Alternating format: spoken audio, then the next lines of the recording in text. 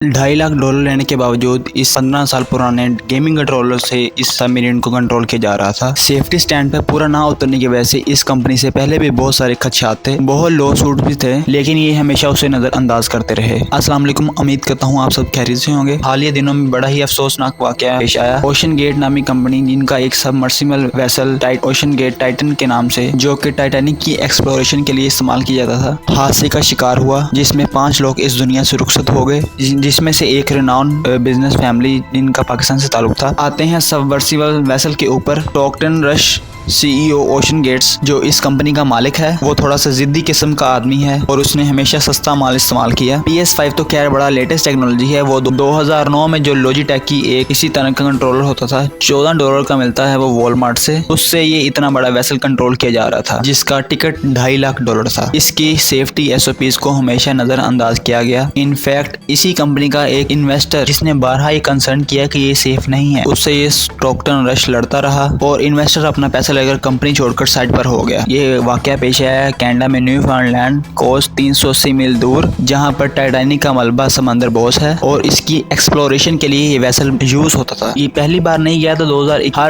2021 से हर साल ये 3 ट्रिप करता था और ये ट्रिप तकरीबन 8 दिन का होता है, जिसमें वेसल पहले 400 मील समंदर के बीच में जाता है और मल्टीपल डाइव्स करते हैं। एक नहीं, 2 नहीं, 7-8 डाइव्स भी करते हैं। के फोल्डी पार्ट पर आए, जैसे मैंने आपको बताया है, वीडियो गेम की कंट्रोलर जिससे ये ऑपरेट हो रहा था, हार्डवेयर स्टोर से लिया हुआ सामान इसमें इस्तेमाल किया जा रहा था, जिसको बारहा बहुत सारे लोगों ने पॉइंट आउट किया। सेफ्टी से रिलेटेड इसे लो शूट भी हुआ, लेकिन ये उसको नजरअंदाज करते रहे और इसकी बनावट के एतबार से इसको सिर्फ 4200 फीट समंदर की गहराई तक ले जा सकता था, लेकिन इसको 4080 फीट तक नीचे ले जाने की इजाजत दी थी, लेकिन 13,000 फीट नीचे जाते रहे। इनकी 12 मंतक यही थी कि पहले भी होकर आए हैं तो अब भी चले जाएंगे, पहले कुछ नहीं हुआ तो अब क्या मसला है। और ये पहली बार नहीं था कि इसका राब्ता मुंतका हुआ था, पहले भी हुआ था कि इसकी पावर बंद हो गई थी, लेकिन मदरशिप जो ऊपर खड़ी हुई थी उसने इसको लैस से खींच लिया। इस बार इन्होंने जो कोताही की, जिसमें बहुत सारी थी, जिनमें से एक ये थी कि ये किसी लैस से जुड़ी नहीं थी, इट वाज इन ओपन।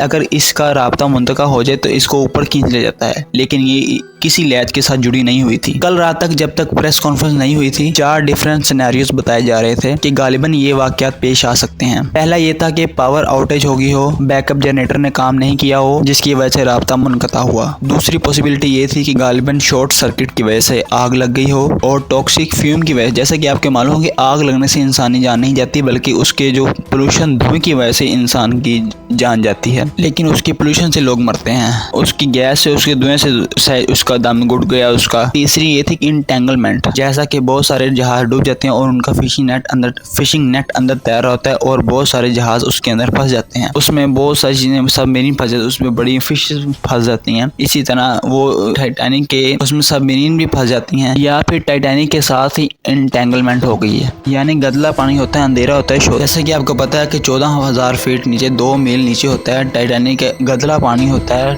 कुछ अंधेरा होता है, कुछ नजर नहीं आता।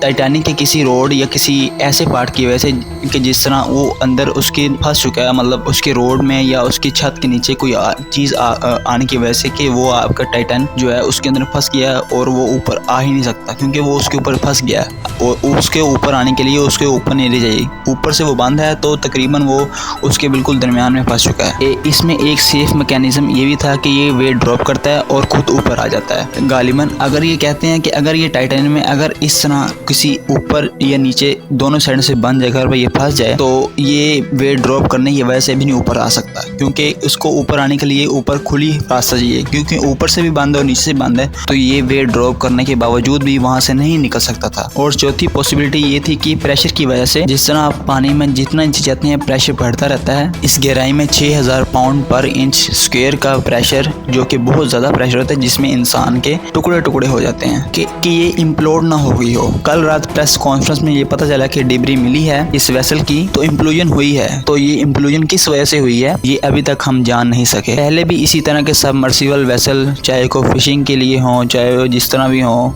या किसी और दीगर कामों के लिए हो, मुख्तलिफ एक्सप्लोरेशन के लिए हो, फंस चुके हैं। रशियन वेसल फंसा था जो कि 96 आवर से पहले निकाल लिया गया था, ऑक्सीजन बच गई थी और उनको रेस्क्यू कर लिया गया था क्योंकि वो बहुत ऊपर थे। इसी तरह अर्जेंटीना में भी एक सबमर्सिबल फंसा था, फिशिंग नेट में फंस गए थे। इसी तरह अर्जेंटीना में भी एक सबमर्सिबल वेसल फंस गया था, वो एक फिशिंग नेट में फंस गया था जिसमें वो कोई सर्वाइव नहीं कर सके। रेडार होता है, सोनार एक टेक्नोलॉजी होती है, जैसे कि रेडार होता है। रेडार जो होता है हवा मतलब आपकी हवा के अंदर सिग्नल पास करता है। ये सोनार होता है, ये पानी के अंदर इस्तेमाल किया जाता है, जो कि वाइब्रेशन क्रिएट करता है, आपको सिग्नल देता है। सोनार के सिग्नल जा भी रहे थे वहाँ, चूँकि ऑलरेडी टाइटैनिक मौजूद था, तो ये कन्फ्यूजन थी कि वो सिग्नल आ भी रहा है तो टाइटैनिक से आ रहा है कि टाइटन सबमरीन से आ रहा है। डाइवर्स को ये मिल भी जाता है, और वरना तो डाइवर इतना नीचे जा नहीं सकते। अगर वो मिल भी जाता है, ऐसी कोई मशीन नहीं है जो उसको खींचकर बाहर ला सकती होगी, क्योंकि ऑक्सीजन अंदर वैसे सिर्फ वेसल के अंदर थी, उनके पास कोई इक्विपमेंट नहीं था। वो लैज खोल कर भी 14,000 फीट ऊपर स्विम करना इज इट इम्पॉसिबल। और इसमें ये एक मेजर फ्लॉ था, वो ये था कि इस वेसल को सिर्फ बाहर से ही खोला जा सकता था। इसका मैकेनिज्म ऐसा है कि इसको बाहर से ही लॉक किया जाता है, बाहर से ही खोला जा सकता है। इसको अंदर से ना इसको खोला जा सकता था, ना इसको बंद किया जा सकता था। यानी कि सेफ्टी के हवाले से देखा जाए तो जहाज में भी आपके पास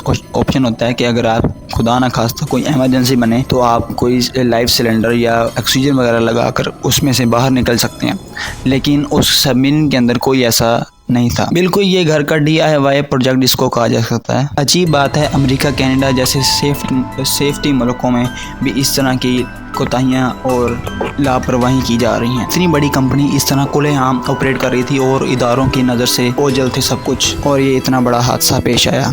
वाकया बड़ा अफसोसनाक है और इस पर अफसोस होना चाहिए। इस पर काफ़ी ऑनलाइन बहस चल भी रही है। $2 लाख देकर इस तरह का मशगला बनाता है, इनको क्या ज़रूरत थी समंदर की गहराइयों में जाने की, या फिर यूनान की कोस्ट में सेंटरों लोग मरे, उसको इतनी कवरेज नहीं मिली क्योंकि ये 5 अमीर लोग थे, इसको ज़्यादा कवरेज मिली, या फिर लोग इस तरह की हरकतें करते क्यों हैं, अब इस तरह के रिस्क में अपने आप को डालते क्यों हैं। काफ़ी डिबेट चल रही है। इंशाल्लाह इस तरह की काफ़ी डिबेट चल रही है, इस तरह की मशगलें करते ही क्यों हैं। $5 लाख खर्च किए सिर्फ इस तरह का मशगला करने के लिए, इस पर काफ़ी डिबेट चल रही है। इस पर हम इंशाल्लाह किसी और दिन टॉपिक पर बात करेंगे। तब तक के लिए अल्लाह हाफ़िज़, इजाज़त दीजिए। मिलते हैं किसी नेक्स्ट वीडियो के साथ, नेक्स्ट किसी टॉपिक के साथ। तब तक के लिए अल्लाह हाफ़िज़। अगर आप चैनल पर नए हैं तो सब्सक्राइब करें, बेल आइकन को प्रेस करें और वीडियो को लाइक करें। अल्लाह हाफ़िज़।